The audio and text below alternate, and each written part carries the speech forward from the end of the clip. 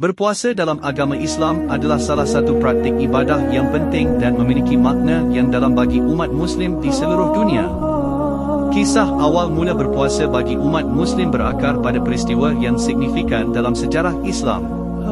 Awal mula puasa bagi umat Muslim bermula dari wahyu yang diterima oleh Nabi Muhammad, utusan terakhir Allah, di Gua Hira pada bulan Ramadan.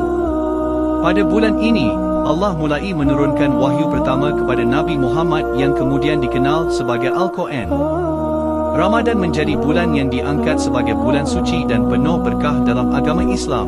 Dalam surat Al-Baqarah ayat 183, Allah berfirman, "Hai orang-orang yang beriman, diwajibkan atas kamu berpuasa sebagaimana diwajibkan atas orang-orang sebelum kamu agar kamu bertakwa."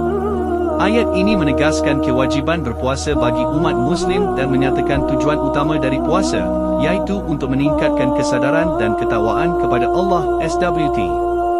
Kisah awal mula berpuasa dalam Islam juga terkait dengan peristiwa hijrah, ketika Nabi Muhammad dan para sahabatnya meninggalkan kota Mekah yang penuh penindasan menuju kota Madinah yang lebih aman. Di Madinah, Nabi Muhammad mendapati masyarakat Yahudi yang berpuasa pada hari-hari tertentu, dan beliau memutuskan untuk memerintahkan umat Muslim untuk berpuasa pada bulan Ramadan sebagai bentuk identitas keagamaan yang berbeza. Kisah awal mula puasa dalam Islam juga melibatkan momen-momen penting dalam kehidupan Nabi Muhammad dan para sahabatnya. Ketika Nabi Muhammad dan para sahabatnya berpuasa di bulan Ramadan, mereka menjalani puasa dengan penuh kesabaran dan keteguhan hati, meskipun mereka seringkali menghadapi kesulitan dan rintangan dalam melaksanakannya. Salah satu momen penting dalam kisah awal mula berpuasa adalah ketika Nabi Muhammad memutuskan untuk memperpanjang puasanya di luar Ramadan. Beliau melakukan ini sebagai bentuk syukur kepada Allah dan sebagai contoh bagi umat Muslim untuk meningkatkan ibadah mereka di luar bulan suci Ramadan. Kisah awal mula berpuasa juga melibatkan nilai-nilai seperti kesabaran, ketekunan, dan keikhlasan. Para sahabat Nabi Muhammad belajar untuk mengendalikan nafsu dan mengutamakan kepatuhan kepada Allah melalui puasa. Mereka belajar untuk menghargai nikmat-nikmat yang diberikan Allah kepada mereka, termasuk makanan dan minuman, dengan menjalani puasa sebagai bentuk pengorbanan dan pengendalian diri.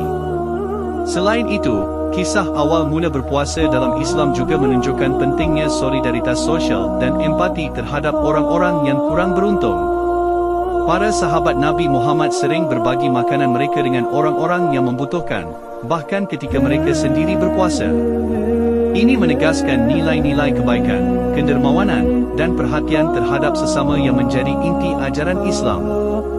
Kisah awal mula berpuasa bagi umat Muslim mengajarkan banyak pelajaran berharga, termasuk tentang kepatuhan kepada Allah, pengendalian diri, dan kepedulian terhadap sesama.